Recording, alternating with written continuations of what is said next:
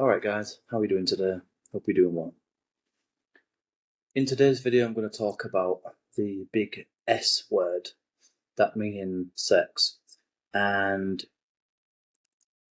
how, just generally how I feel about the topic really, or rather a series of topics that kind of come under this one word.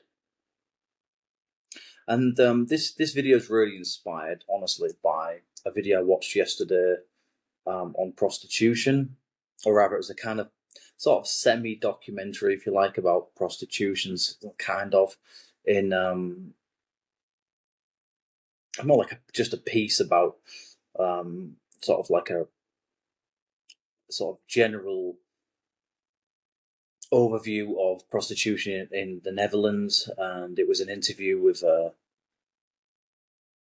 believe a Dutch lady who had worked in Germany. She'd worked in the Netherlands, and I think still involved in prostitution. But anyway, it was mostly a kind of interview thing, but it was also a kind of look at the red light district there in Amsterdam.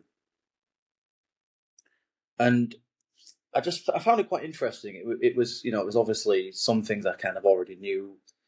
This isn't just to be clear here. This video isn't about prostitution, but I just thought I would mention why I'm making this video, because this is the only reason I'm making it, because of really what I watched yesterday. And I just found it quite interesting, just a kind of interesting overview about this whole topic, really.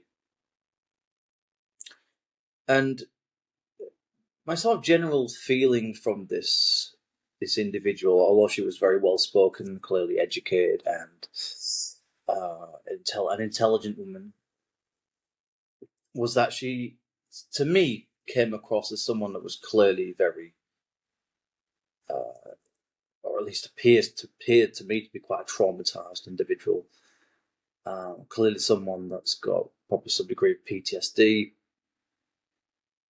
and someone clearly that has battled with issues of guilt and shame and identity, I suppose, as well. And one thing that particularly stood out to me from watching this interview was this sort of general attitude, sort of underpinning, sort of general sort of undertone, if you like, of the interview, was this sense that that men are to be something to be controlled, that men are to be manipulated, that men are to be seen as weak when it comes to the topic of sex, that men are somehow something to be exploited, essentially. And some people might say, well, nobody forces a man to go and see a prostitute. But I think it's a bit more complicated than that. I don't. It's like, yes, that's true, but it's often a bit more. It's often deep. The issues are often deeper than that. Here in Bangkok, in Thailand, there's a huge, like, if you like, a red light district here in certain parts of the inner parts of the city. But I think it's obviously it's a global phenomenon, and as there are, I suppose, lots of different elements to it, and sex is, quite frankly, is a human habit, really. It's a human habit. I suppose you could argue that it is very much or at least seems to be, a human need, certainly for up to a certain age in life, and people will do what they can to get access to it, one way or another. And so I just didn't.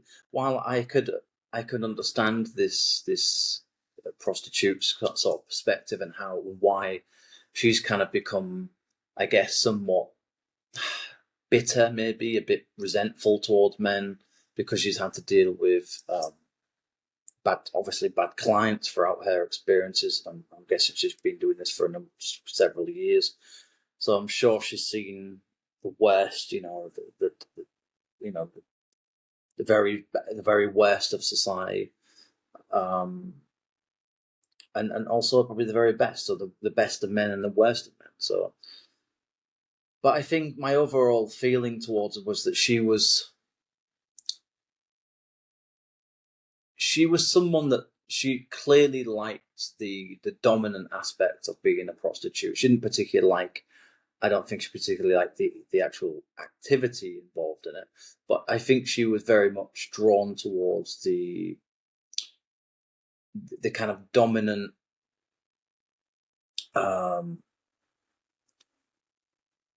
this sense of empower, the sort of not so much delusional, but this sort of like pseudo sort of empowerment from it.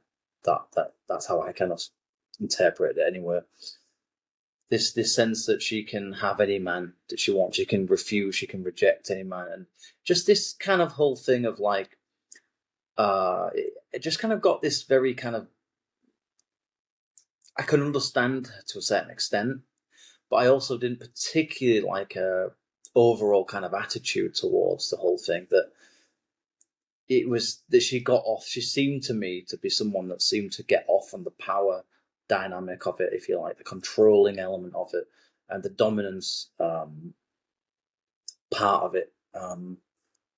And while I can understand that when you're doing something day in day out, and people do try to exploit you, both people that you work with, other women, and obviously the male clients as well, and obviously the pimps and the people that control these brothels and I don't know, sex bars and these facilities, clubs or whatever. I think I think for some people, and she seemed to be one of these types of people. It became a kind of. I think she's someone that's clearly had to develop a kind of very thick skin, and to cope with it, and to mask. And I think that she thinks that she's dealing with it in a healthy way. And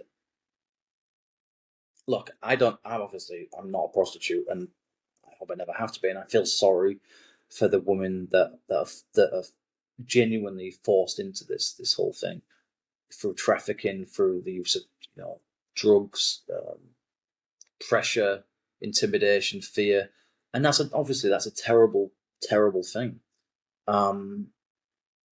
But I think there is a major difference between women who have been trafficked into prostitution and women that have willingly decided to go into it because of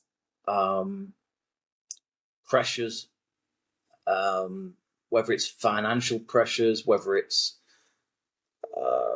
that maybe they have a bit of a sex addiction, maybe they're like being dominant. They have perhaps issues with men for some reason. Maybe there's some abuse that's gone on somewhere along the lines. Maybe it's issues with one's father. Maybe it's one's issue, or even mother in some circumstances.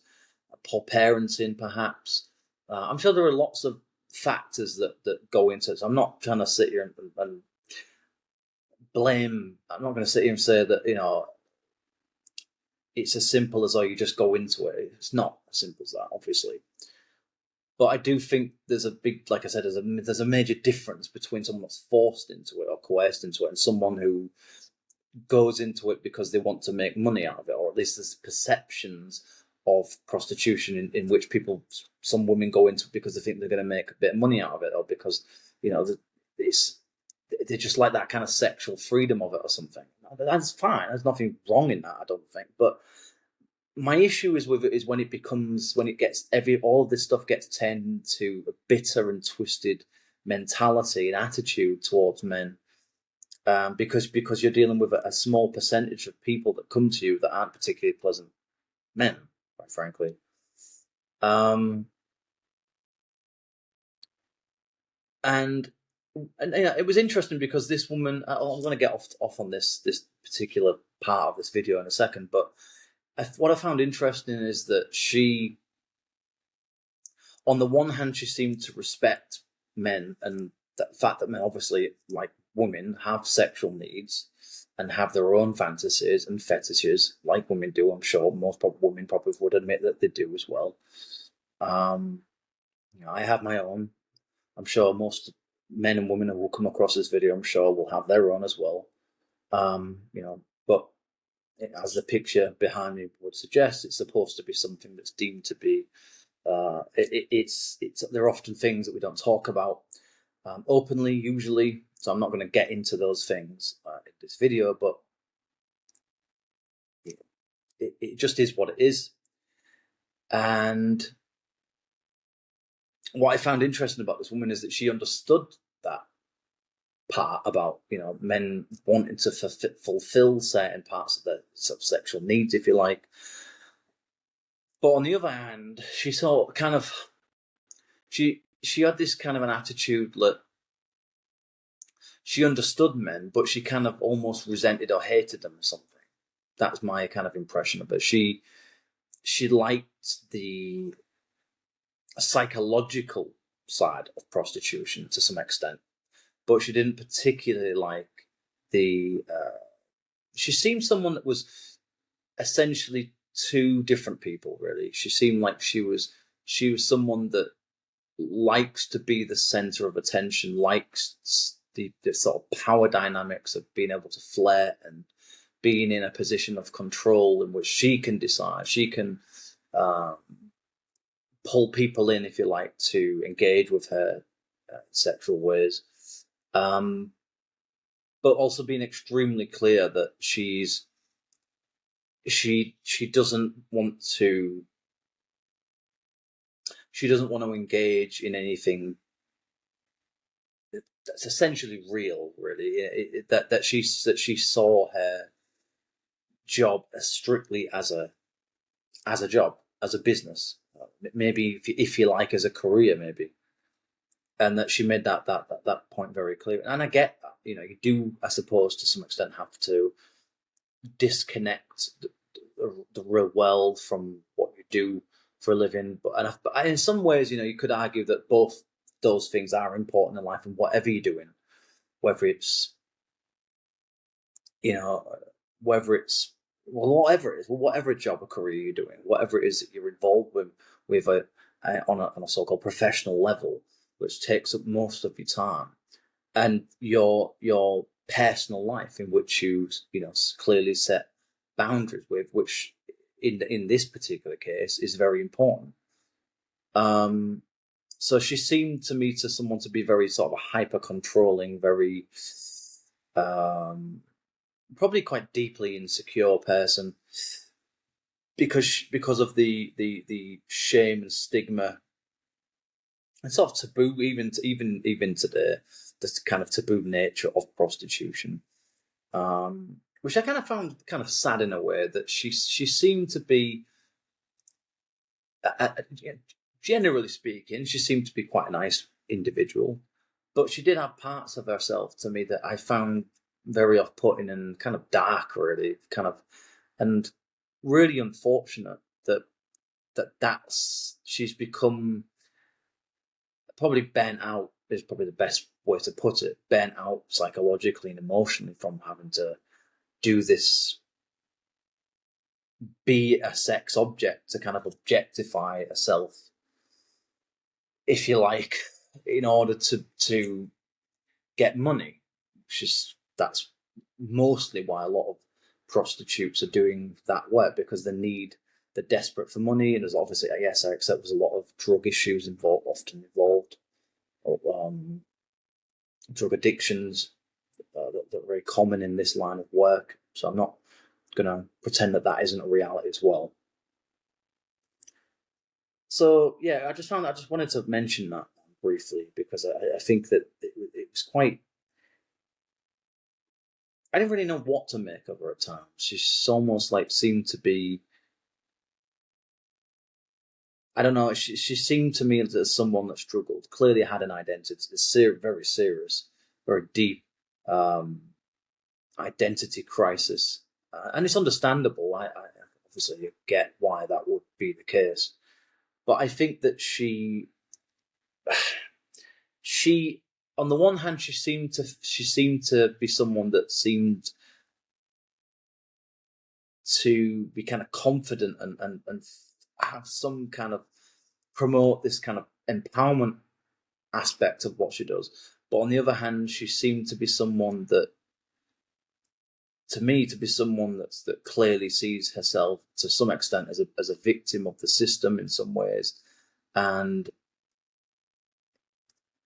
that is true to some extent. You know, there is clearly a lot of financial exploitation going on in that line of work from the people that own these places, own the streets, even, as she said.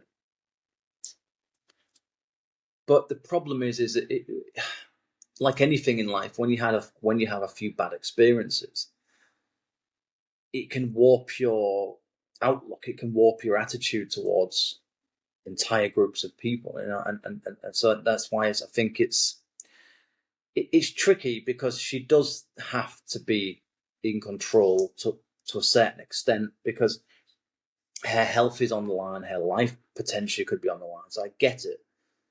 And that's fine when you're in. You see, the problem, I think she seems to be someone that's very defensive, someone that's very much,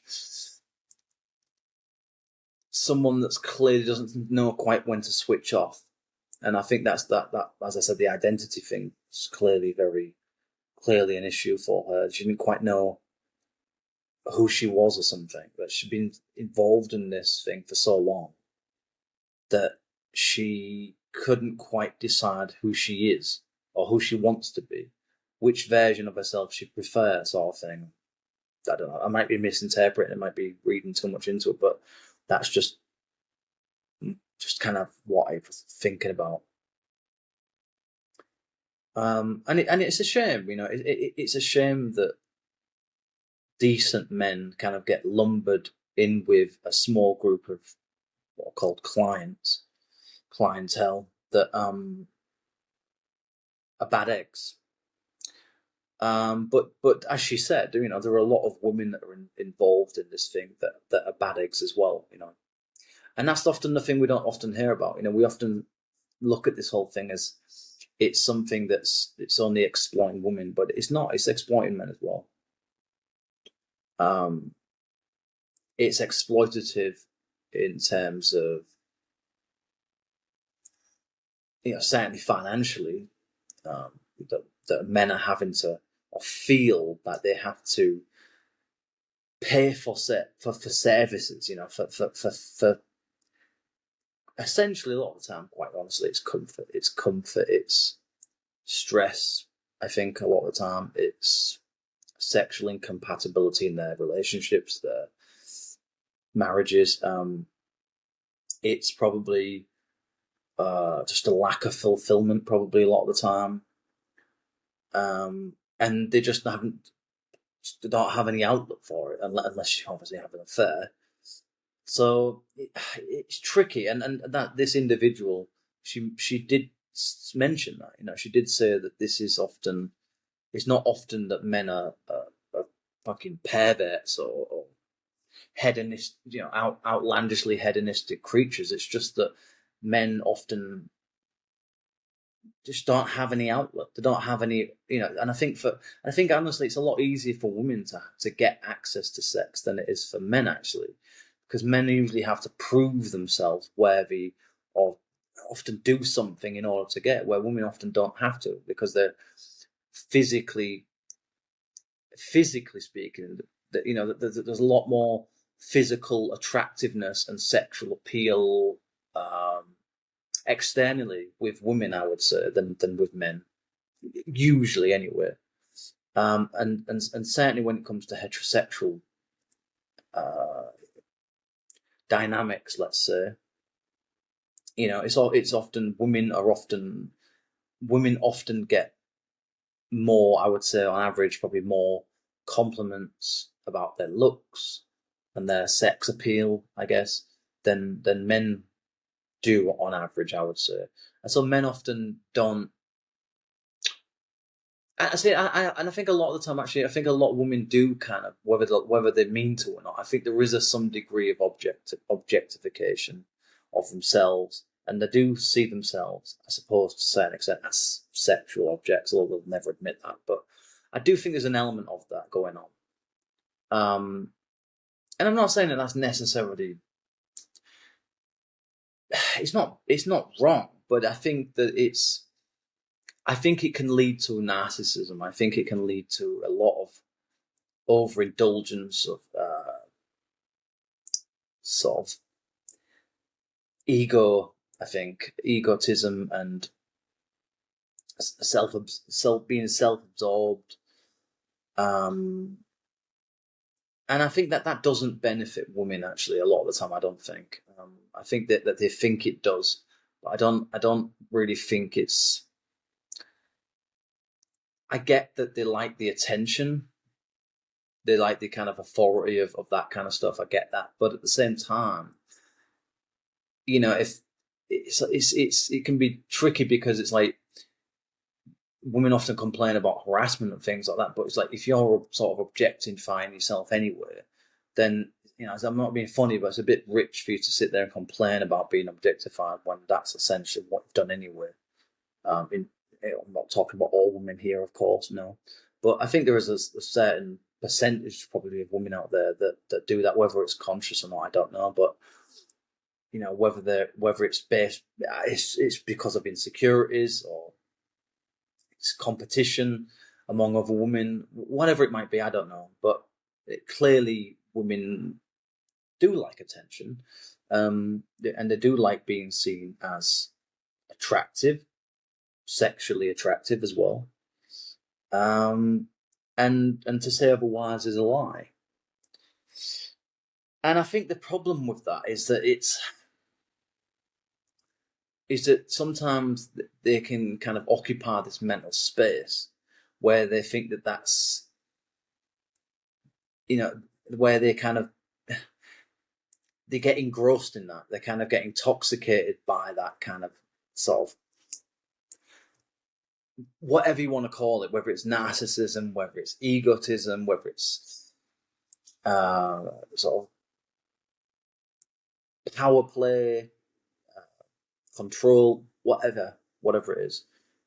And I think it can be extremely toxic, I think, to both women and men, actually, for different reasons. And so why am I talking about this stuff? Why am I mentioning this whole prostitution thing? Because I think a lot of the time, a lot of the focus when it comes to sex is mostly biased towards women, actually. And a lot of discussions,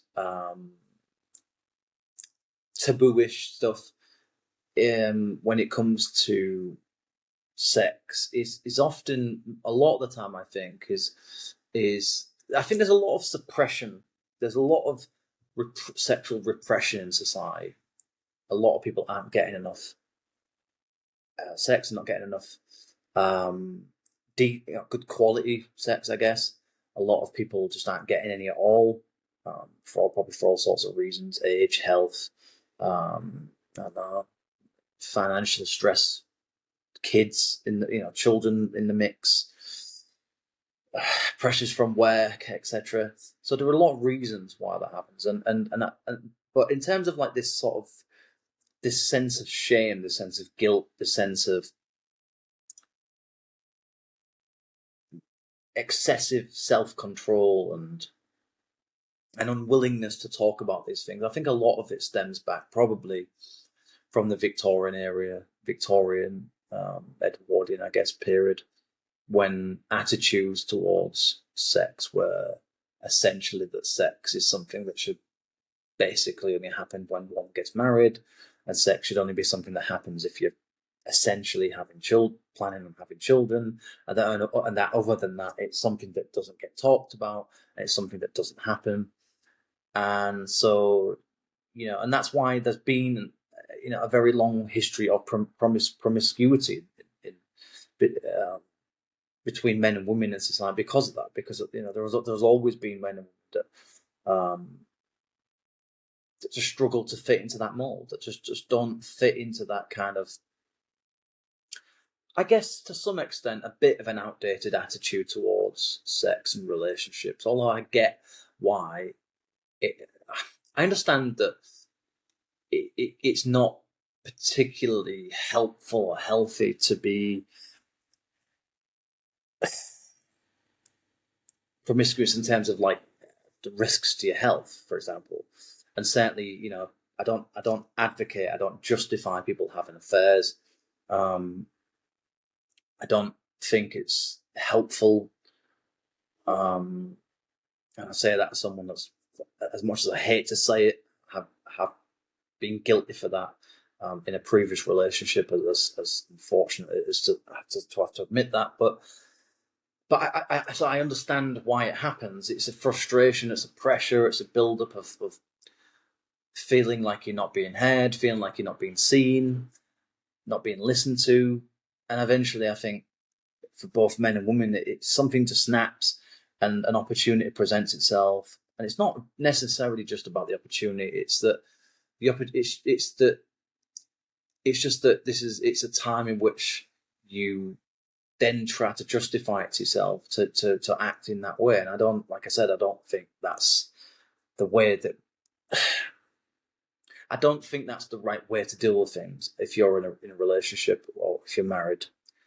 But having said that, I get why it happens.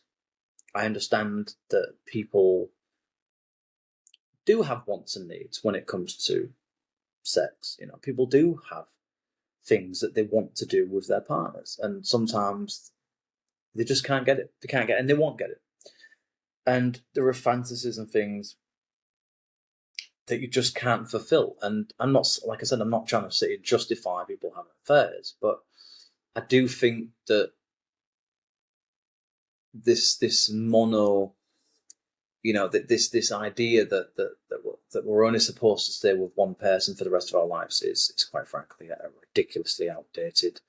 I mean, sure, it does happen, but it's much less than it used to. And I think the reason for that is because we've moved away a bit. We've moved forward in terms of more liberal attitudes, liberal ideas about relationships, and our perceptions of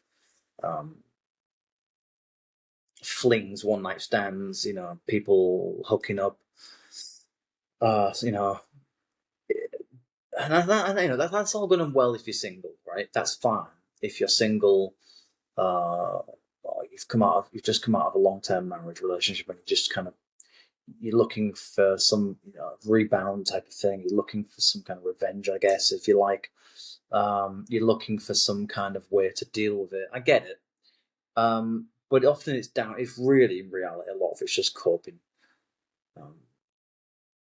And I think this is the problem, is that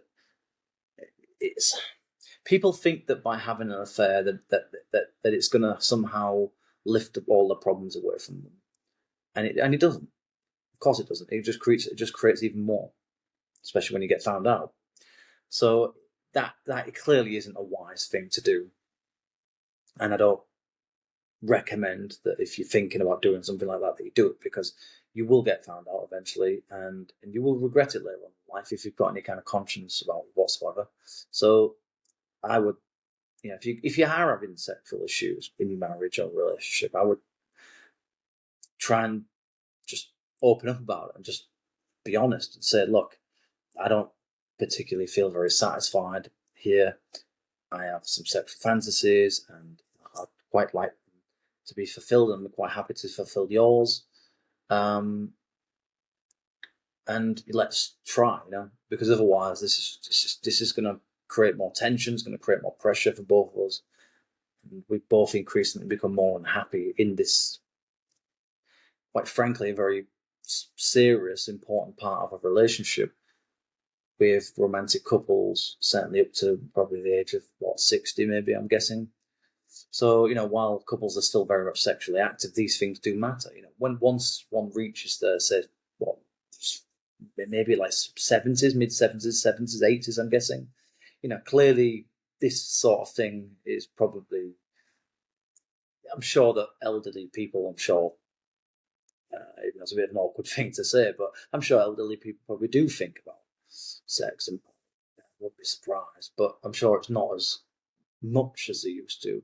But we have to remember that everyone's a human being, and you have to remember that people at 70 or 80, they were once 20, they were once 40, they were once 30, once 50. You know, they've had sexual lives, they've had relationships. Probably most of them, they've had children. You know, they've I'm sure probably had a relatively active sex life, and that's easy to forget sometimes.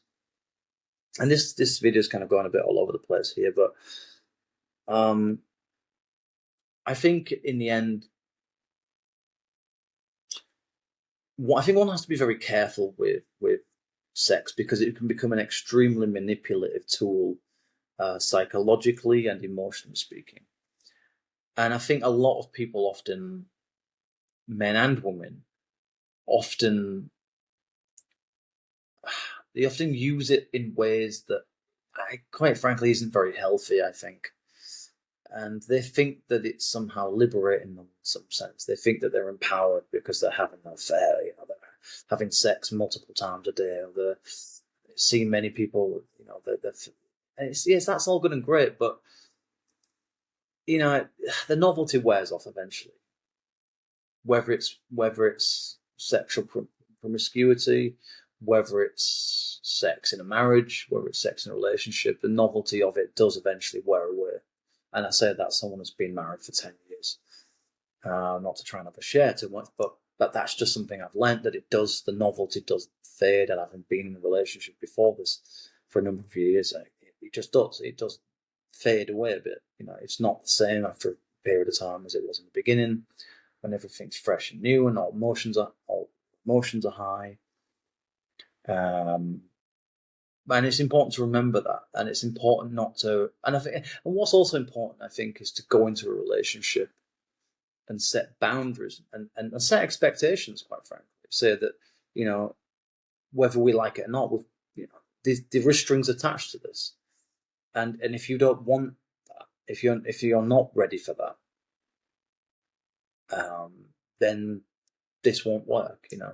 I think then that's important. I think that is very important to do early on in the relationship. To say, look,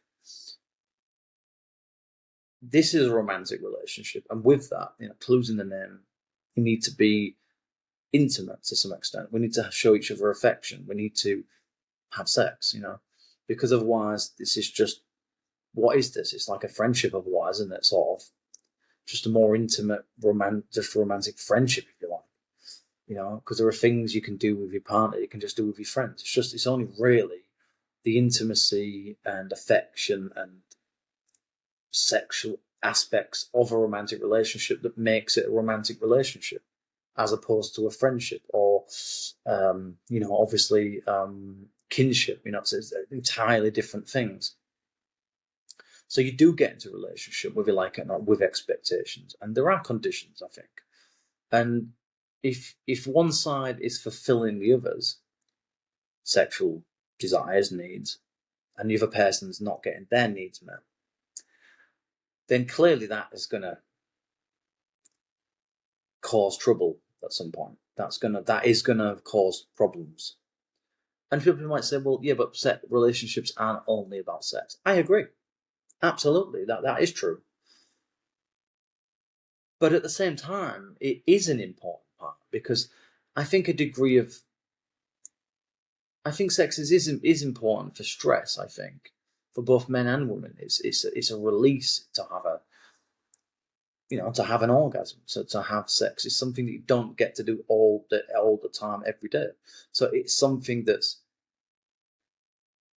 it's nice when you do have it, because you don't have it all the time. And I don't think most men and women actually, quite frankly, want to have it multiple times per day or multiple times per week, actually. I think probably on average, maybe 2-3 times, maybe maybe once a week, 2 times, or maybe 2-3 times per every fortnight or something, is probably about, I don't know, maybe right, maybe. But it depends on where you are in a relationship, how far you are into it, how long you've been together. if there are any underlying issues with health, aging, maybe any resentments going on, baggage, obviously. So it can get messy. Sex is a messy game, actually. And like I said, if you're not careful, it can become extremely toxic and dysfunctional. And so I think a lot of the time with this whole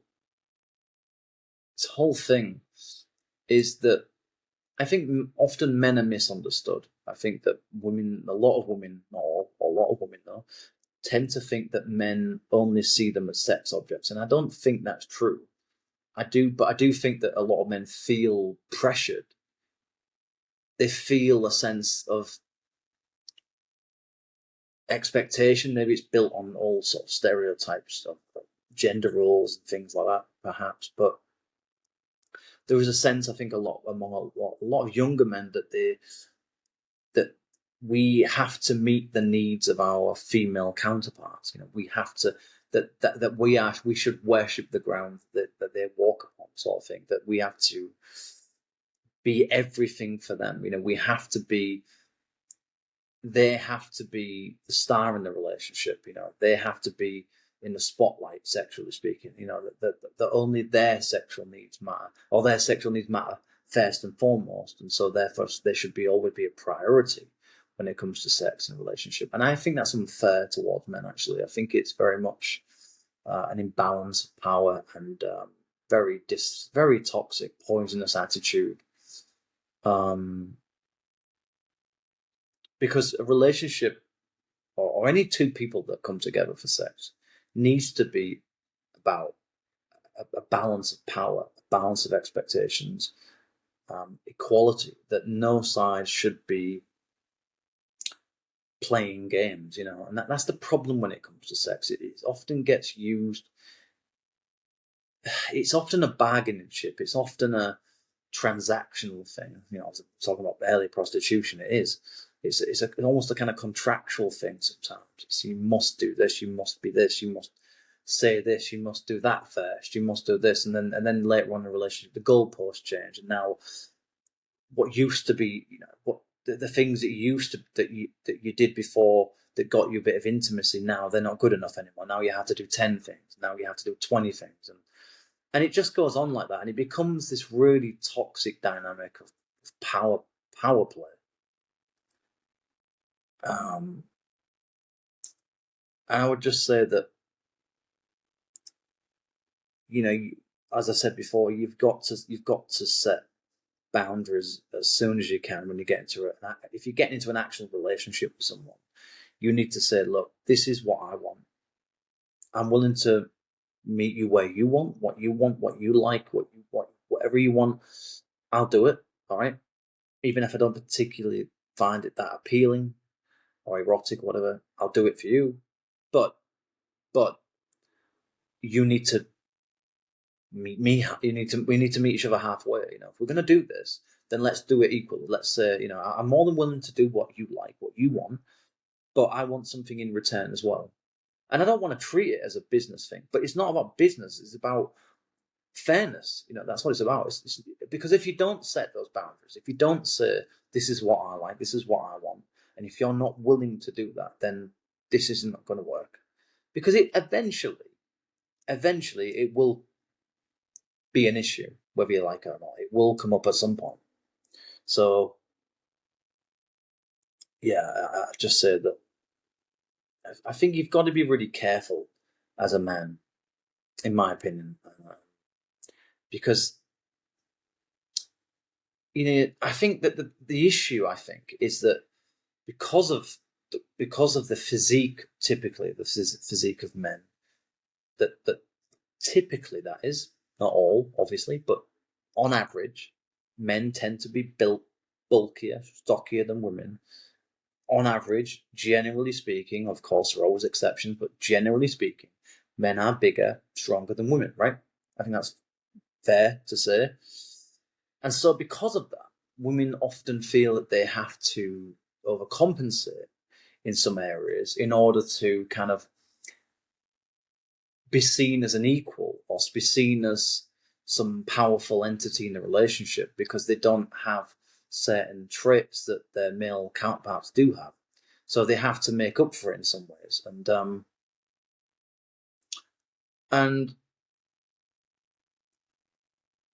I think I just think there's a lot of insecurity a lot of the time. I think it's a lot of.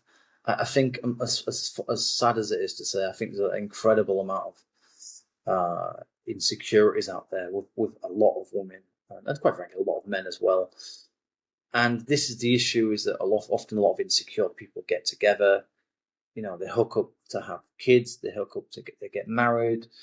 They meet up with people for sex, and you've got insecure, damaged, immature, emotionally, psychologically immature people trying to act like adults, basically. And it can get very ugly. It can get very ugly. And I think there's a lot of expectation on men to be in control, to pressure, to suppress things, to repress what you like, what you want, what you think, what you feel when it comes to sex.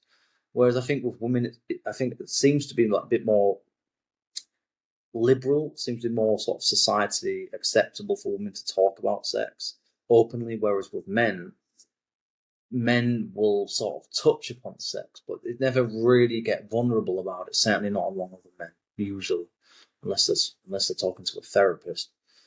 But I think men often feel very vulnerable in this topic because they feel that there's a lot of there's a lot of tricks that get used. There's a lot of manipulation that gets used by women when it comes to sex. And I think that a lot of men are very, very much, and it's not just about sex, but just in general with heterosexual relationships, that there's often a sense that men must be stoic, must be stern, must be always be in control, must always tolerate things, kind of thing, that accept things from their female their other halves.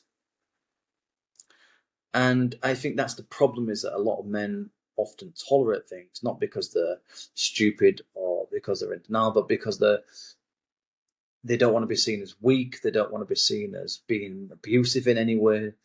They don't want to be seen as trying to dominate or anything. It's tricky. It gets messy. And I think this is why a lot of men stay in bad relationships with, quite frankly, a lot of women that are just very poisonous people that have used sex as it's become a tool, become a commodity. It's become a thing of transaction, a contractual thing.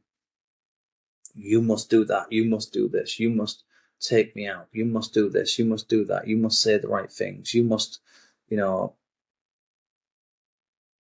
give me foreplay for an hour before we do anything. You must meet all my needs first. Well, hang on a second. Hang on. There's two people in a relationship. It's not just about you. It's not just about you. Just because you're the woman doesn't mean that you get to be put up on some kind of pedestal, all right? There's two people in a relationship. The man matters as well, all right? It's not just about you, what you like and what you want. And that applies to the men as well. It's not just about them either. It's about both. Both people's needs need to be met. Because if they don't, guess what? They'll go elsewhere. Eventually, under what circumstances it happens, I don't know, but eventually they'll just go looking for it elsewhere. Whether it is with prostitutes, whether it's at sort of sex massage parlours, if you like, whether it's at hooking up women or hooking up men in bars, pubs, clubs, whatever, it will happen because people can only hold in so much pressure, psychologically, emotionally, physically as well, I guess, to some extent, before they get to the point where it's like, I'm not getting out this relationship what I want anymore. And it's not, like I said, I'm not trying to make this out to be that, oh, well, so what you're saying there, you're saying that, the relationship should only ever be based on sex. I'm not saying that, no. But I do think it's a fundamental part in kind of keeping both individuals together, actually. I do think it's a major part of gluing people together, especially when people are younger. And there's so much pressure on men to just perform all the time, to perform, to initiate sex, and just accept things. Just accept everything, accept psychological abuse, accept emotional abuse, with often sex being a part of those things, quite frankly, and it's a real shame. It's a real shame, and because of the way that sort of in relatively recent history, let's say, historically speaking, men have often been expected to kind of not really show any emotion, to be in control of their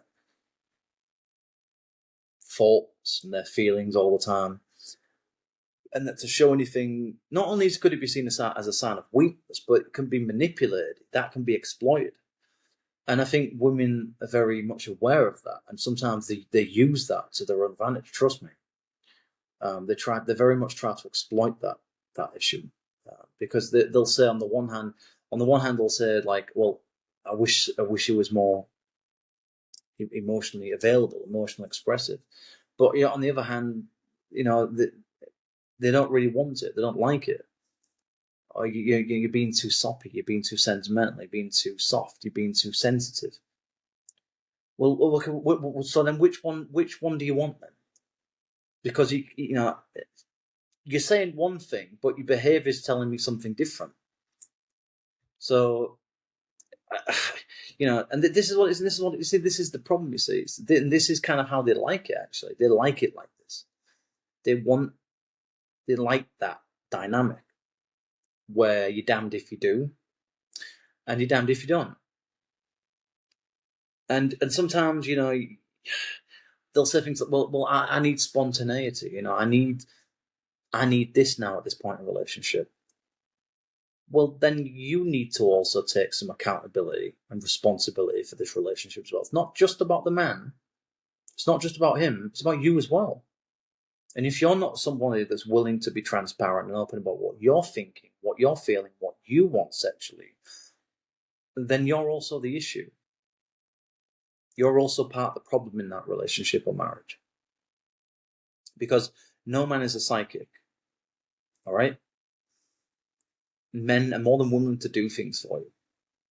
Men will move mountains often for their women. Trust me, they really will. But there's a point in which a lot of men will say, this is toxic. This is very toxic. And I'm not going to play your games anymore. And that often comes from a prolonged period of dissatisfaction. Mixed signals, outright rejection, a lack of attention, feeling unheard, basically feeling invisible inside your own relationship, especially as the longer they go on as well.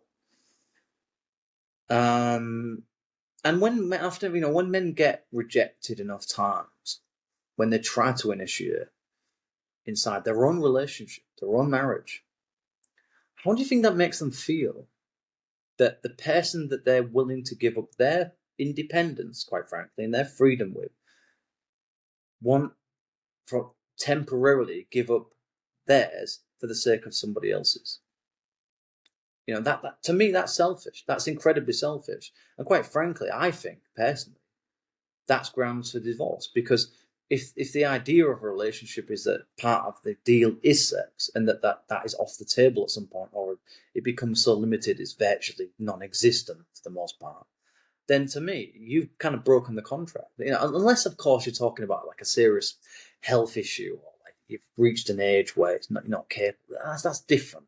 But if you're both capable, healthy adults, and you're still capable of having a regular, normal, let's say regular, relatively normal sex life, then I think you should both be engaged in that, and both be willing to engage in that. And if you're not, then I'm sorry, I think that relationship's in very serious trouble, and you either need to go to couples therapy, counselling, therapy, or you need to separate, because that won't make you happy in the end. That will cause so many rifts, so much separation, that the relationship will just spiral into passive aggression and bitterness and resentment. And I think, and also as a man, I think there are other issues involved in this whole thing. And there's almost this sense that all a woman has to do is to just be attractive. That's enough, right? That's all a woman needs to be. That's it. That's nothing more than that. If she's attractive, if she's really good looking, sexually appealing, for want of a better phrase, better of a term, that's all she needs to be. That's all she has to be to attract a man. Whereas as a man, it's yes, you can be handsome. And a lot of handsome men do get to hook up with very attractive women. But that's often because of what's associated with it. A lot of good-looking men are often, usually, like very good-looking men, tend to be men that have earned some money. They've maybe got their shit together early, or they've inherited some money. They've got a good career, or whatever it might be. So with men, it's a different game. For men, it's a thing of, men often feel that they have to be providers still in today's world. That they must be able to show their worth, whether it's in their income, their position, their status, their maturity, how many holidays they can offer someone per year, whether they've got a car, whether they're planning on building a house, whether they're planning on having kids. Obviously, looks often sort of indicates, roughly speaking, whether one wants to have children with someone as well. Sort of subconscious level, I guess. So, often I think there's a lot more burden, actually, a lot more pressure on men in heterosexual relationships than women. All I would say is obviously there's pressure for women as well, because they often feel that they have to look the best all the time. So, constantly have to look good, feel good in what they're wearing, how they're looking, the makeup, fashion, whatever it is they're wearing. So there's a lot of pressure, but I think a lot of that stuff with women is often more about competition with other females, whereas with men it's often about their self-worth. There's often this sense that a man is only worthwhile having as a partner. A man's importance to a woman is directly related to what he can offer, what he has to give, or what he doesn't actually. Which in often cases is why men often get rejected, because they don't often have, they don't have the right attire, they don't have the right, they don't flirt enough, or they don't have the right kind of background, they don't have enough money, they don't have a status of some sort. And so often when those things decline, or when some of those things disappear, then women often lose respect towards those men, because women have kind of been conditioned to believe that a man is only worthy based on what he's got, not on what he can give you in other ways, but essentially in terms of like material sort of capital things, if you like. And just this idea that there's this toxic sort of idea that all men are sexually depraved monsters, that men only want sex. That's all they ever think about day in, day out. That's all they ever want. And I can tell you that as a 36-year-old man, it's just a complete, to think that men only ever think about sex or think about women 24/7. I'm sorry, but that is a lie. That is an outright lie. Do we think about sex? Of course we do. Do we think about women? Of course we do. Do we think about it 24/7? No. Because it'd be just like saying, well, women think about men all the time. It's just not true, is it? But we do think about it, because it's a part of being a human being, because we are attracted to what we are attracted to, whether we like it or not. I didn't choose to be attracted to women. I just am. I've always been attracted to the opposite sex for some reason.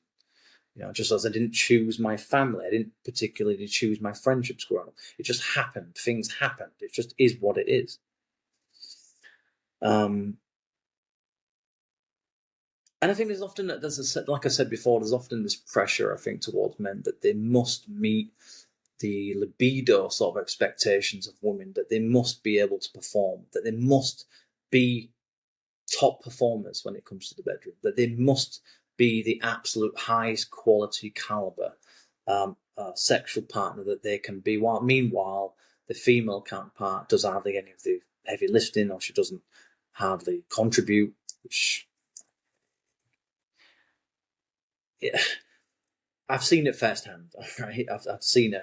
I have seen it, and it's not just an anecdote, but it's a very common phenomenon. It's not every woman, of course, no. But I think there's a lot of women out there, certainly after a certain point in relationships, after a couple of years, let's say, where the novelty of the sex with this person kind of goes away a bit. It's like having sex with a doll, basically, like having sex with a corpse. Not that I would know, but I'm just saying that, it's that kind of thing. And it's a shame, because that, I think, for a man often feels like he needs to be respected. That a man often feels that he needs to be seen as somebody worthy. A man, I think, needs, on average, men often need to feel that they're satisfying their woman, that they're fulfilling her sexual needs, that she's getting what she wants, because he knows that that's important. Because if she's happy, then there's a good chance that he's going to be happy sexually as well. And so there's a lot of pressure there. And when I think that when women decide that their men aren't good enough in that department anymore, that's when, the fantasies about affairs start kicking in, I think. So there's a lot of anxiety, there's a lot of pressure, there's a lot of fear. I think a lot of men probably actually kind of get a bit depressed, actually, about this kind of thing, because, if I can't satisfy my woman, there's always another man that will. You see, because let's face it, what is sex in many respects? What is it? It's power, isn't it? It's a power battle. It's a power play. It's competition, right? There's competition between men. There's competition between women. There's competition between men and women. All right, that's just the nature of human nature. And I think a lot of men don't talk about this stuff. They don't talk about it with most people because they're ashamed of it. That they're being seen as vulnerable, or that they're not good enough. The embarrassment, the stigma that comes with it, and it's just deemed to be a taboo thing anyway. So a lot of men just don't talk about it. And so I think quite frankly, a lot of men in relationships end up in an extremely lonely place, because they don't know who to talk to unless you go and see a therapist. But not everyone wants to do that, really, because they feel like, well, there's something wrong with me. I'm broken as an individual. I've got to go and see a therapist to talk about this, when I should be able to talk to my wife, my partner, about it. So it's a real shame. It's a real serious, like, societal issue, actually, I think, that really needs addressing properly. Because I think there's an extreme amount of dissatisfaction in relationships between men and women. And I think it's a lot worse than people probably realise. And often that men and women often come together for different reasons. Sure, sex is one of them, but I think more than anything else, it's just a natural thing that happens anyway if men and women are attracted to each other. But it's also a thing of, family. It's just what we do, isn't it? It's just deemed to be the normal thing that people do, that men and women that are attracted to each other do. They just, they get into relationships, they have sex with each other. It's just, that's something that just happens, right? It's just a normal part of life. It's biology, it's psychology, it's just anatomy, isn't it? It just is what it is. And the thing is, as well, that the saddest part, I think, of all this is just how long many men will go without sex, will tolerate that, without having affairs, actually. And a lot of men do tolerate this. They'll tolerate this kind of environment for a very long time. And I think one of the main reasons, especially with regards to marriage, is that men often worry about the implications of getting divorced, especially in the UK and, let's say, America. Probably, I'm guessing, Canada, Australia, where there's a lot of this kind of skewed leaning of this sort of this perception that all women are victims in heterosexual relationships and men are always the perpetrators. They're always the enemy. They're always the one. They're always the immoral one. They're always the one that caused the issues in a relationship.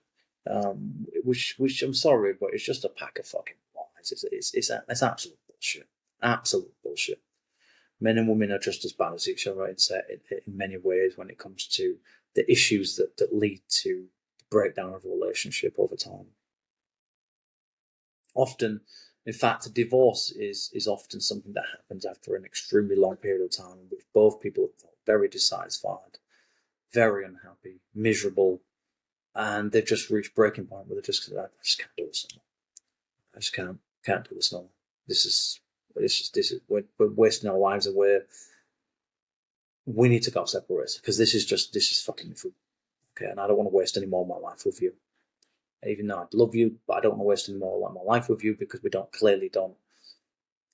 love each other enough to make this work. We don't love each other enough to try and see if we can. And sometimes things just don't work. That's the thing that I think a lot of men sometimes don't want to admit to themselves, is that sometimes no matter what you do, no matter what you try, no matter what you say, it just won't work. And that's just an unfortunate part of life, that sometimes you can push and try and it just won't get you anywhere. You'll always be fighting an uphill battle because the spark, the chemistry, the connection has gone. And sometimes things do have a shelf life. Some things do run their course. Some things do just die out, I guess. Things just expire. They just do. Things just don't work at a certain point.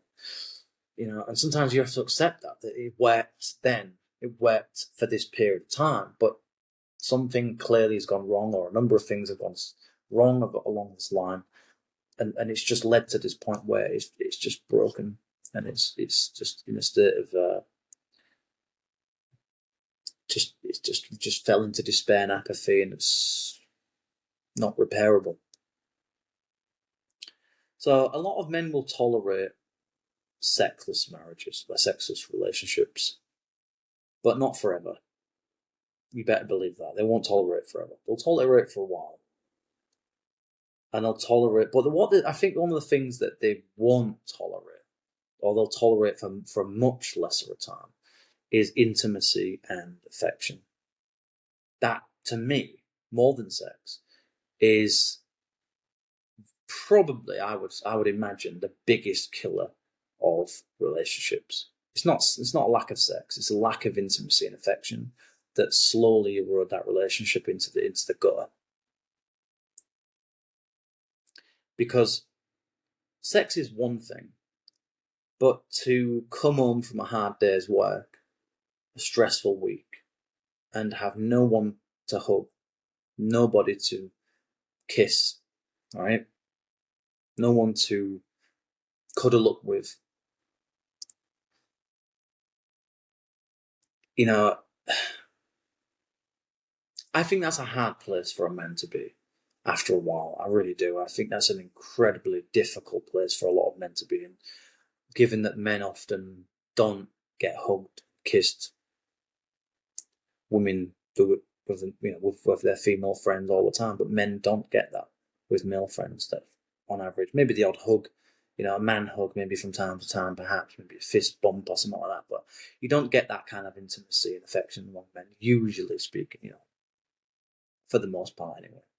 And I think when that's gone, that's an extremely dangerous place for a man to be in. I think, and I think that's when men tend to start becoming impulsive, sort of self-sabotaging, start getting on the bottle, getting drugs, start thinking about having an affair or start having one. Because that's really, I think more than anything, actually, I think a lot of the time men often actually get into relationships, not for sex, although that's certainly a bonus, but it's for that thing that you don't get anywhere else. You don't get it from anywhere else. If you're lucky as a man, you might get it once in a blue moon from if your parents, if they're still around, maybe. It's just not something that happens mostly for men. It's more deemed to be more appropriate and acceptable in society for women to hug, for women to be hugged than men. And so when men then get to a point where they feel like they're not.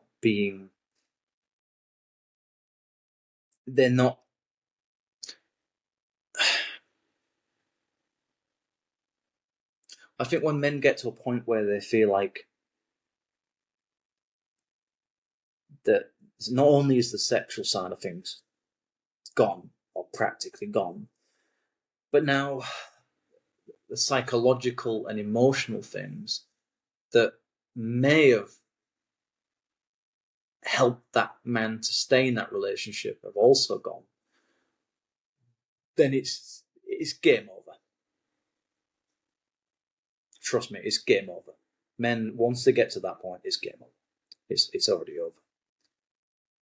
They might stick around a while, maybe for the sake of the kids, maybe to see if it works, maybe to see if something changes. But deep down, I think a man pretty much knows when it's over with, it's finished, it's over. But a lot of men are very stubborn because they don't want to have to deal with the discomfort of having the difficult conversations that could go very sour. Well, the insecurities, bitterness, and resentments come out, which can get very dangerous. And not only that, but the difficulties, I think, for men to have to accept that they also, whether they like it or not, may have, whether they intended to or not, may have also contributed to some degree in the downfall of that relationship. Now, they may have been offering affection and intimacy and sex, but if it's not being met, then that's going to trigger reactions and behaviours that aren't always healthy. Whether that's arguing, whether that's passive aggressiveness, whether that's revenge. And I don't condone people being passionately argumentative, because I think it's very dangerous.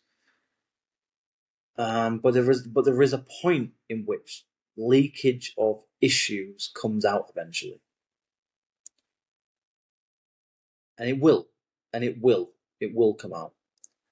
A man might be silent, but trust me, there's a lot of things that are often going through his head, and the reason that he's not saying anything is because he's broken, he's hurting, he's depressed.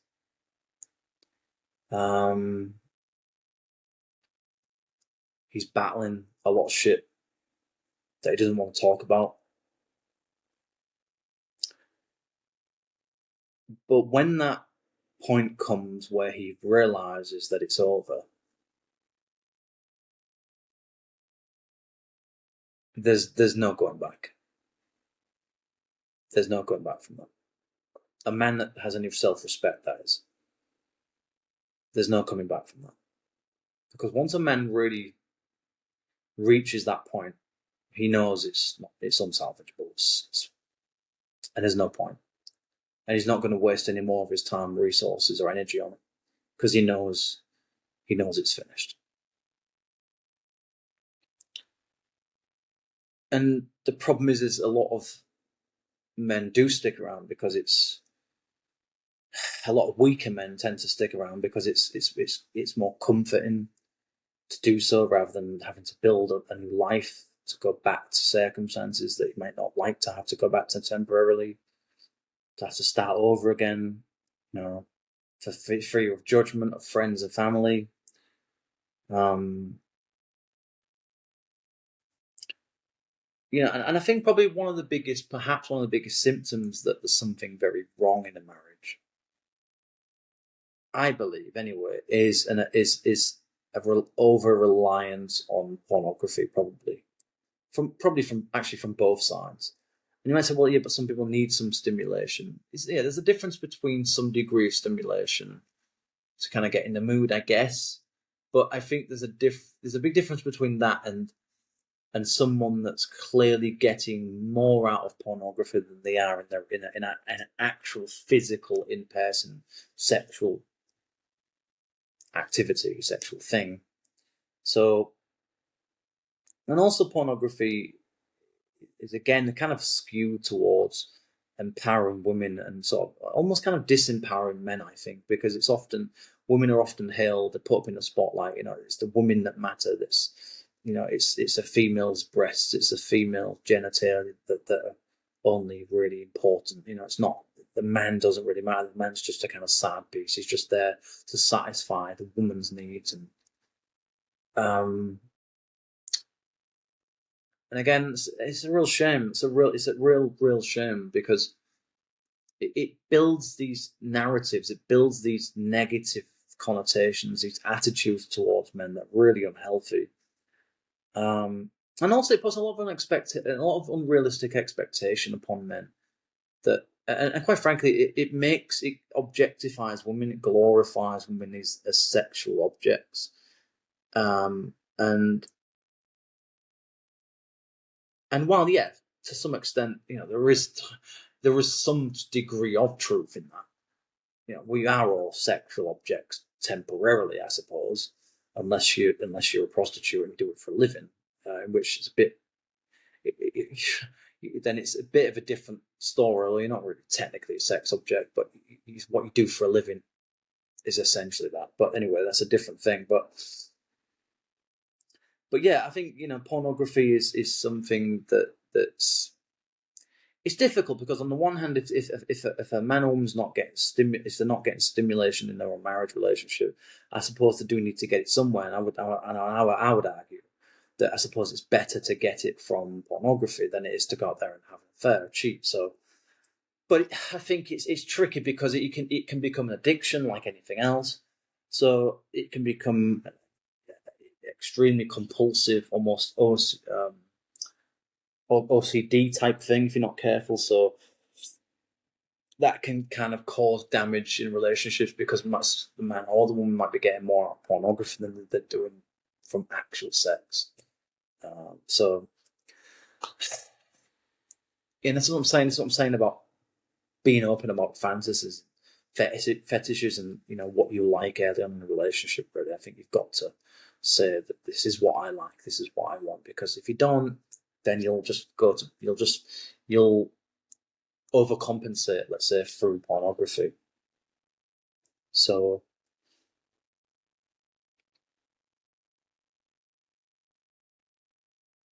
Yeah.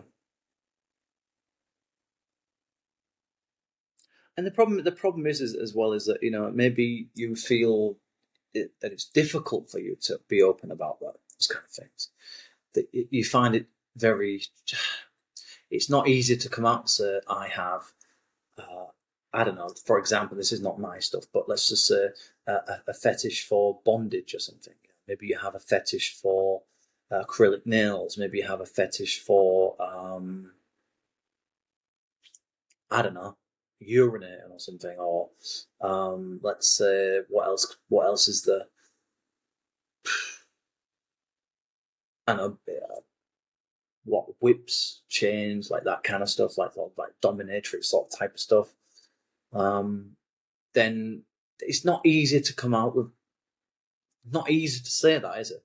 Because there's this sense of, oh, that's degrading, that's disgusting. You don't do things like that. It's like, and it may not be that you're trying to degrade anybody. You don't want to degrade anybody. It's just that that's just what you happen to like. But you could equally argue that other things that other people are into could be deemed to be degrading as well, even though they're not intending to degrade anybody with it. It's just that's just what they find. That's what gets them off. There's no easy way to say it, is there?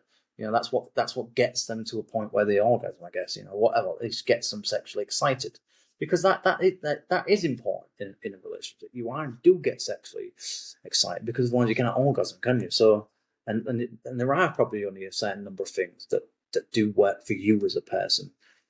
Might not work for other people, but that's what you like. And again, it's difficult when you it's difficult when you do put things forward, and your partner starts judging you or criticizing and mocking you about those things. So it's difficult. It's very difficult. And then we wonder why there's so many categories of pornography, and we wonder why there's such an epidemic of prostitution, different type these days. Lots of different types of prostitution as well. A lot of fetish stuff around. There's a lot of stuff here in Bangkok about that kind of stuff. I've seen it online in like places like Soy Cowboy, like Soy Nana, and places like that. Well known for it. Pattaya, very well known for it. I think parts of Phuket as well, very well known for that type of stuff. Very sort of seedy areas.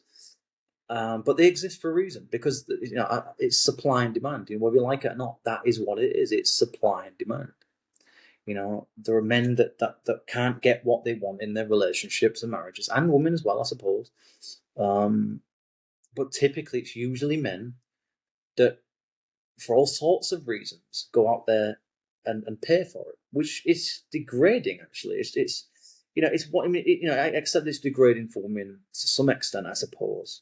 But I think women are willing to tolerate certain things as long as there's something to gain in it. Whereas I think for men, there's a real need for it. They're not just paying for it just simply because they want it. There's a sense that this is something that there's a deficit somewhere in their life. There's something missing. And it's not even often really about the sex itself. It's often really an underlying issue of loneliness, of, as I've said, a lack of affection, intimacy, just feeling disconnected, needing someone to talk to, needing to have some sense of sexual energy, some fun in life, after a very stale relationship, or in a stale relationship, it's become complacent, or tediously monotonous, overly predictable. So I get it. I understand it. I do understand it. But I think we must say, though, that I think for a lot of men, it's still very much a thing of there's still very much a thing of shame and guilt, and a lot of men basically don't really want to have to pay. Not because they don't. What I mean by that is that I think men feel ashamed about having to pay for it. They don't mind paying for it because women have to. These women have to make a living. They've got bills to pay. They've got, some cases, families and things like that. That's fine. I get that. And that's not a problem. For most men, don't have a problem with that, I don't think. It's the sense of like, I'm paying for this, and I feel icky about it. I feel like I'm degrading myself somehow. I've lost respect. I'm doing something dirty, deemed to be dirty by society. That's why it has to be underground. It has to be pushed to a specific part of the city because it's dirty, it's hedonistic, it's degrading, it's perversion, it's this, it's that, the other, and that just doesn't help anybody. It doesn't help anybody. It doesn't help women who are prostitutes in the industry, and it doesn't help men either. I don't think. I think we need to start being a bit more bit less mean about this kind of thing, in my opinion. A bit more compassionate and have a bit more empathy for both men and women involved in this, because there are reasons why women are involved in that, as I mentioned, and lots of reasons why men are paying for sex as well. And oftentimes they don't really want to be there, but they're so desperate that they'll pay for it, because otherwise you wouldn't pay for it, would you? So that just tells you how desperate people often are, that they'll pay ridiculous amounts of money for it, because that's the only way they can get access to it. And I think that is sad. That shows you that there's clearly a very serious prevalence of sexual incompatibility and a lack of sexual fulfillment in quite frankly, I would imagine most relationships, I'm guessing anyway. It's my opinion. There's a difference between, let's say, I think there's a big difference between, being erotic and getting on, doing some deemed to be, some dirty stuff with your partner or someone that you just met or something, but then having to go and pay for it is a different ballgame. Something's gone very wrong there. There's clearly something about the way that I think a lot of heterosexual relationships that I think are very, I think just men and women are very different. They're very different in relationships, but when money's on the line, I think the truth of it probably is that I think a lot of women like spontaneity based sex. They like sex that's energetic, that's kind of sort of, there's an element of, let's say, I don't know, want a better word, danger maybe, or something like that. Maybe it's a bit of an exaggeration, but something along those lines. There's women often like sex when there's a sense of freedom in it, that there's a sense of that they're in charge, that they get to make the rules. That's when they are more willing to do things. But if there's a sense that there's an obligation to have sex, then I think that for a lot of women, they're kind of turned off by that. I don't know. But so it gets tricky, you see. It gets difficult because I can understand that when it feels like it's a burden and an obligation rather than something you want to do. But at the same time, if you are in a relationship with someone, or you're married to someone, I think that, whether you like it or not, I'm sorry to say it, but there is a bit of a burden on it. There is a bit of an obligation. Not forced, no, but I do think that there is a degree of expectation placed upon both people with regards to this.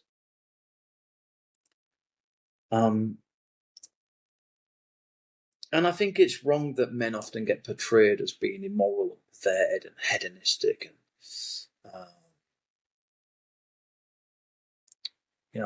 wild and impulsive. Whereas when women have, when men have affairs, for example, men are often deemed as being disgusting, disloyal, dishonest, perverted creeps. But yet, when women are promiscuous, that's somehow deemed to be some kind of sexual liberation or something. So you see what I'm saying? Is it's the perceptions, attitudes, and the ways in which things are talked about that doesn't help. But also outdated attitudes by both men and women towards each other and from general society that deems that as try to suppress and repress things to the point where things are almost essentially deemed to be taboo, which is essentially, in a way, why prostitution exists, why sexual, sex-based bars and pubs and massage parlours and all that kind of stuff. That's why it exists, because it's deemed to be taboo. We know it exists, but we don't talk about it. That's something's over. It's out of sight, out of mind kind of thing. So we don't talk about that. We know it exists, but we don't really talk about it. It's not something we don't think about stuff like that. We don't engage in stuff like that. Whereas in reality, of course, the picture is very much different.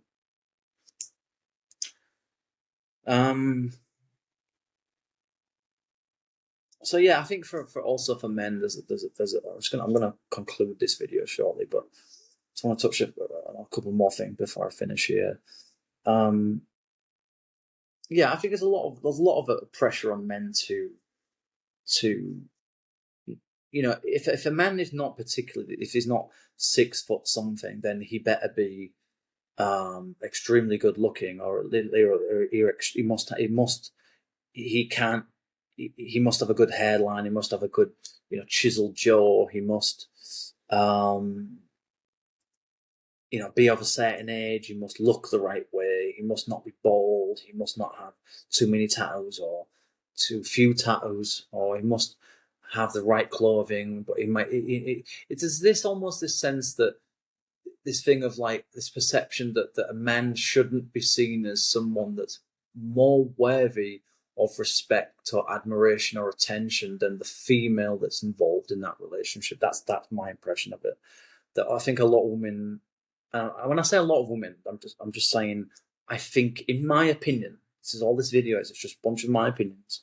I'm not trying to stereotype anyone. I'm not trying to make sweeping generalization about every single female on the planet before anybody says anything, or men for that matter. I'm just saying, in my opinion, I think in general, I think there's a lot of pressure on men to be sort of almost kind of in a sense, almost be seen as sort of inferior to women, I think. And I think a lot of women that, again, they won't say that that's the case, but I think there is an element of that going on as an unspoken dynamic there, where I think women don't really often want them. They want their man to be confident and competent, but they don't want that man to be seen as something above them. I think that's my interpretation of it. And often women have an incredible amount of expectations when it comes to men, because I think women often feel that men need women, and that there's a sense that women don't need men. When I think both do need each other actually, and they just don't want to admit that. But I think they do actually a lot of the time. They do need each other, and so a lot of it's just this sense of it's a pseudo empowerment thing, and I think radical feminism, I believe, it probably, in my opinion anyway, has been a real significant factor in this excessively so-called progressive attitude towards women's liberation when it comes to things like women's rights and sex, partnerships, marriage, etc., divorce.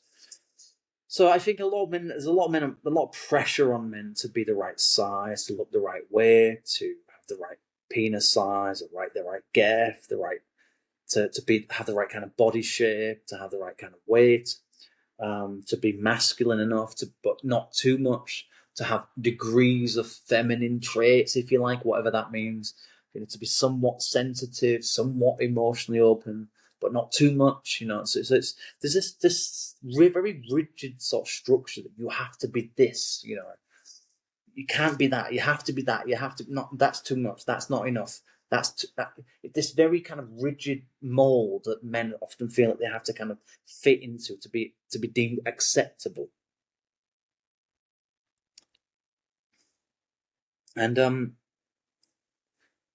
you might say, well, that perception does exist towards women, that men often don't only. I don't think it's the same thing. I mean, yeah, sure, men have expectations. I would agree with that. Just as we have, we like to have certain things a certain way, but I think men are maybe a little bit less, maybe a bit more open to some degree of diversity, I think, than perhaps some women are. Although I think, of course, there's a lot of women out there that have lots of different types, but I think in general, there's perhaps an idea of a man that perhaps the average woman has, or there's an idea of a woman that the average man might have that they might like. There might be some degree of variation of it, but usually there's a specific kind of shape, sort of facial structure, eyes, mouth, nose, genitalia, etc., that people are particularly drawn towards, certain traits, personality traits, characteristics. that people tend to be drawn towards on average, I would imagine. Yes, of course, there's some degree of variation in that. But I think on average there is probably some, I'd imagine there's some kind of baseline thing in general that exists in terms of attractiveness and sexual appeal.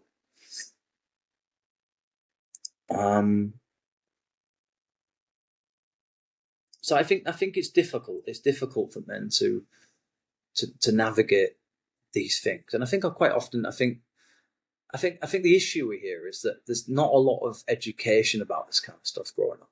You taught about sex. You sort of taught a bit, sort of, about romance, I guess, but not enough really. You're not really taught about these dynamics that go on, these unspoken elements that go on.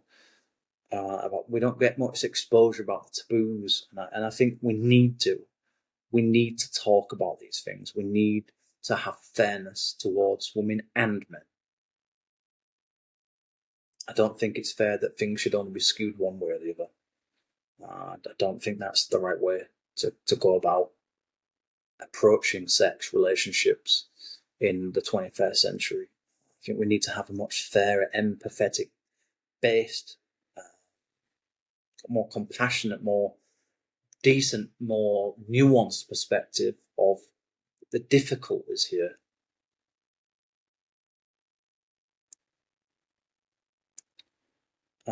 Because otherwise, these issues will never, and they may never potentially go away, but at least if we can get more exposure out there, we can teach younger people what to kind of expect, or potentially expect, as you get older and become an adult and get into adult relationships, and to try and avoid some of these darker, let's say, uncomfortable things that a lot of people feel that they often have to navigate, they have to tolerate sometimes, which sometimes they do actually. And sometimes that often means losing a part of yourself, losing part of your identity in the process of it all, and dealing with mental health and, like I said, loneliness and shame and guilt, and feeling like you're in a pressure cooker because you can't say what you want to say, you can't express yourself, you don't know who you can turn to because you don't know who you can trust. And so I think there should be more foundations set up for men in these regards. Many more mental health foundations need establishing, I think, for men, because there's a lot of support out there for men, and I think far too little support out there for men, in my opinion. And I think also with regards to for men also having to deal with elderly mothers, probably as well, having to deal with issues surrounding being a brother, issues surrounding being a son to a single mother, issues of dealing with divorce, issues surrounding fatherhood, for example, and raising a son, raising a daughter, all the complications that are part of that, which I'm sure there are many. Lots of things that people don't talk about, but often men struggle with. They don't know how to talk about it. They don't know what to say. And so no wonder men often just, drink, smoke, play games, compete in sports, and fart and belch. And it's because they're just...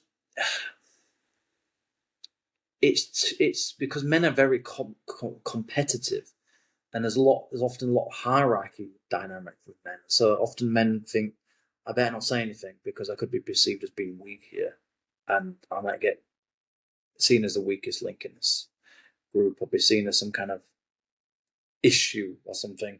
So men just avoid it. They avoid all this stuff. They avoid talking about it all. They don't mention it to most people. Maybe there might be one really good, really, really close friend. There might be maybe someone that's not part of their main social groups that they might talk to, that they really trust. But for the most part, on average, probably most men probably keep a lot of things to themselves because they just don't know who to turn to, and they don't know how that information is going to be interpreted, misinterpreted, or how it's going to be used, or could be manipulated to make you look a certain way, even though the reality is something often very different. And so men often feel very pressured to keep a lot of shit inside. and that becomes extremely difficult. It's extremely stressful, extremely heavy, burdened with a lot of shit because you don't know what to say. You don't know how to say it sometimes, and you don't know. You want to say it, but you don't want to be judged. You don't want to be seen as something that you're not. So it gets difficult, I think, for a lot of men to know who do I turn to talk about these kind of things? You know, who do I talk? Do I talk to my dad? You know, do I talk to my mum? Do I talk to my brothers or sister? You know, when they've got their own lives, they've got their own problems, they've got their own uncomfortable shit in their own heads that they don't really like talking about, are they? You know, do I go and see a therapist and I have to just accept that I might be something broken with me, I might be something wrong with me, or at least that's how society likes to paint it. Or I just can't deal with the empowerment of women or something, you know. You hear all this shit all the time. Well, you know, a lot of women, especially said, well, I don't need any man. I'm an independent woman. Yeah, and how insecure do you have to be to end up like that? You know, what does that really say about you as a person, that you have to tell the world repeatedly how independent you are and how secure you apparently are? To me, I don't buy into a lot of that bullshit. I think it comes from a place of deep insecurities, a deep need for validation, and probably just a very, very probably quite frankly, it's someone that's got a hell of a lot of baggage hanging around their neck. So I wouldn't believe a lot of things that these kind of like platitudes and things, and these ridiculous, there's this ridiculous need to convince everybody that you're something. It's like that doesn't tell you how desperately in need of acceptance and validation somebody is really like. Then I don't know. But anyway, just wanted to mention that. So I'm going to get into the last two things now. I think the problem also, I think, is, I've been talking about a lot in this video about women, but I think honestly another big part, and I've talked about this I think 2 or 3 times on a few other videos on my channel here, but I do think that there is also real serious pressure for a lot of men in how they navigate male friendships, because and how often I think how both men and women contribute to the issues that men face, which is weird in a way. It's strange that we live in this society where we expect men to be composed, that we expect men to be, like titanium, essentially, like, just the same thing. I don't cry. I don't show any emotion. I'm not emotionally vulnerable. I'm not psychologically weak. No, I'm a strong, stern alpha male. This sense that men have to be almost indestructible. This sense that for a man to cry is to be seen as, breaking some unspoken rule or something. That for a man to be emotionally or expressive, or to express any frustration or anger, is lost control. He doesn't deserve any respect anymore. He's become, he's got low impulse control. He's got no self-control. He's got no ability to maintain composure of himself. But yet, when and the thing is, it's just so toxic. It's such a toxic attitude, because it means that what that means is that men think, well, then I better not show any emotion.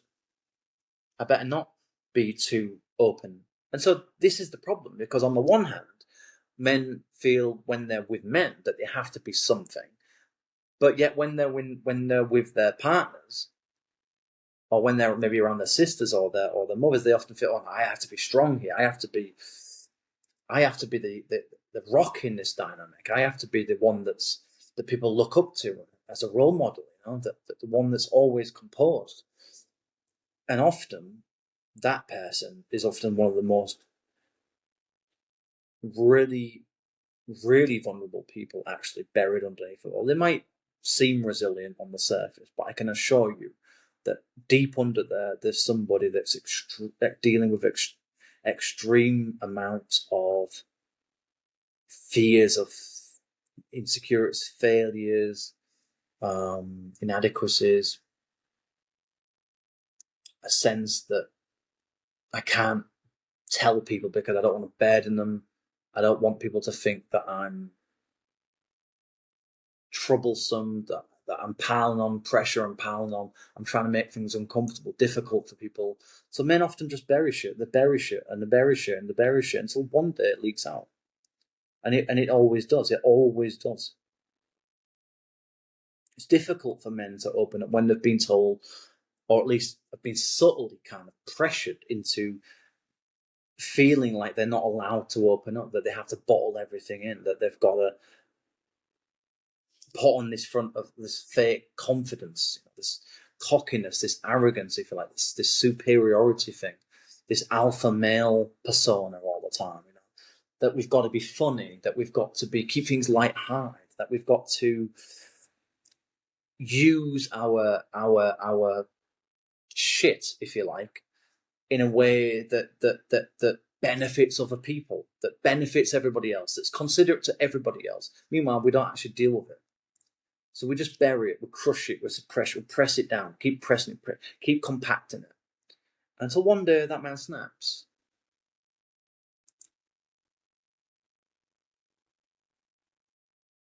And, the amount of times that happens is disturbing.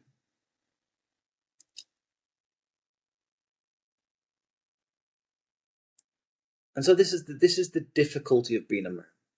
Because on the one hand, you feel the pressure to meet the expectations placed, or what you feel is a pressure placed on you in relationships. But on the other hand, you're expected to be something that's deemed to be societally acceptable. And often it's a catch-22. It's a double-edged sword. You can't always win if whatever you do. It's often why men build. It's often, I believe, probably one of the reasons why some of the greatest things in the world are done by men, because men often pile all that shit into something practical and pragmatic. Whereas I think women it's deemed to be more socially acceptable, culturally acceptable, for women to be more expressive, but culturally and socially, even in most so-called progressive societies, that's often not deemed to be the case, which is a shame. A real shame, and a really sad reality, I think, that, here we are in the 21st century, and yet we still have these really, it's just invasive, poisonous, like, attitudes and mentality about this kind of stuff. It's disgusting. It's absolutely fucking disgusting, and it doesn't help anybody. That's the thing. It doesn't help anyone. We think it does because we think, oh, we can hide all that shit. We can hide it. We can suppress all that stuff, push it away, pretend it doesn't exist. But it does. It does exist.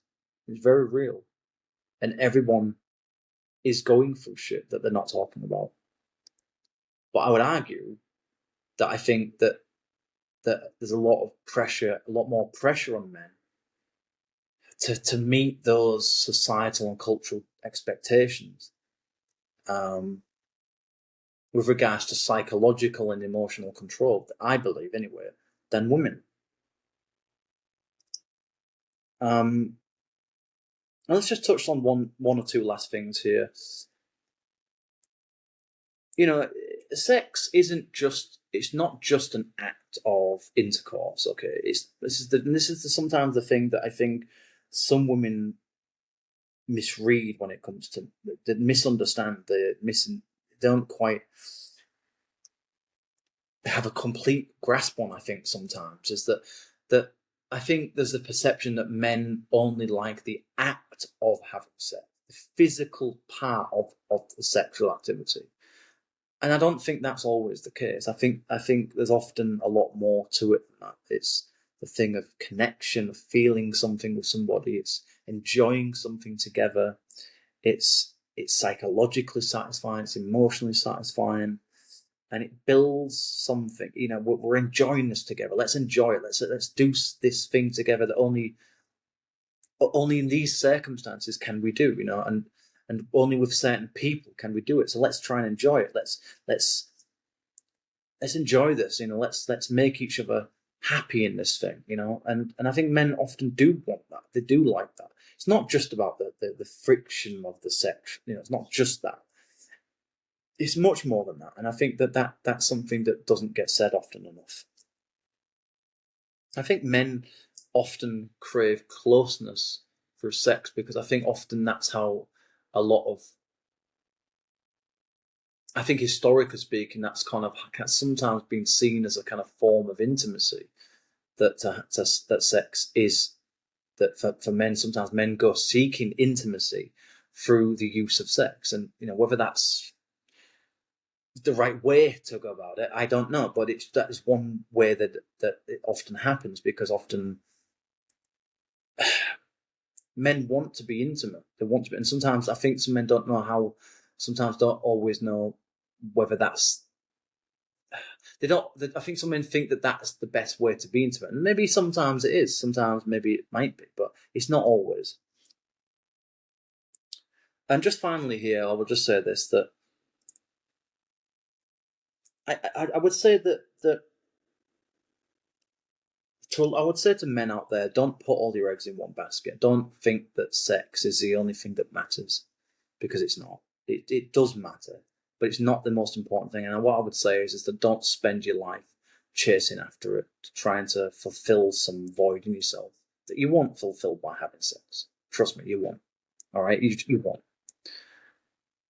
Is it fun? Is it exciting? Is it erotic? Is it energetic? Is it energizing? Is it naughty? Is it deemed to be inappropriate?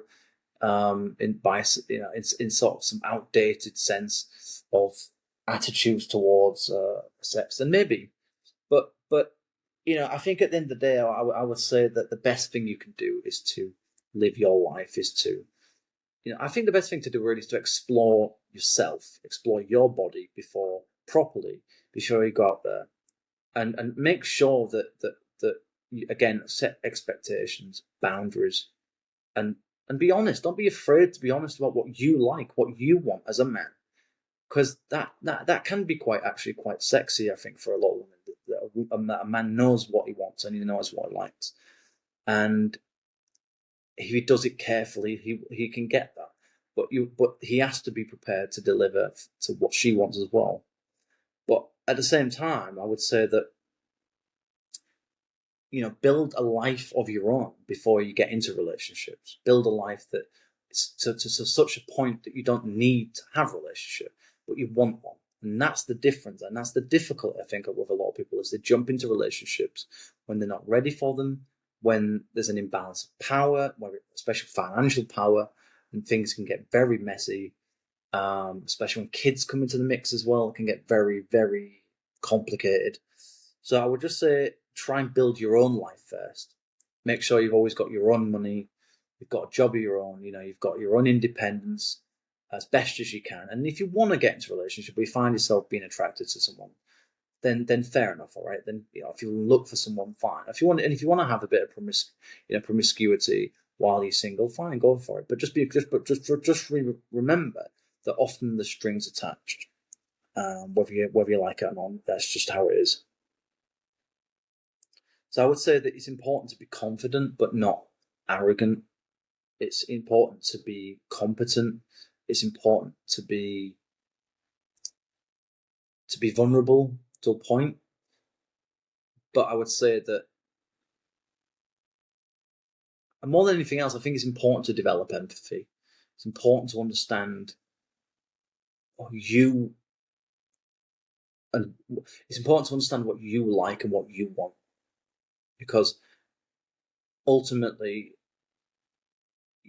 that's gonna be really important for you as you move along into a serious relationship. And I'd say develop maturity, develop an understanding of your emotional, psychological needs probably more than sex, because often sex can also kind of be a bit of a kind of look into the soul of a person. Sometimes actually it can kind of reveal a lot about someone's personality and character. So, and certainly don't go thinking that somehow sex is going to fulfill all your needs in life, and that some woman or some man can fulfill that can be everything, can provide you with everything you need all the time, because that's just being naive, and it won't bring you any contentment or happiness in life. It'll do the complete opposite. So that's all I've got to say. I'm sorry this video's been quite a long one today, but I just felt that it was a topic I don't think I've really covered too much before, I don't think.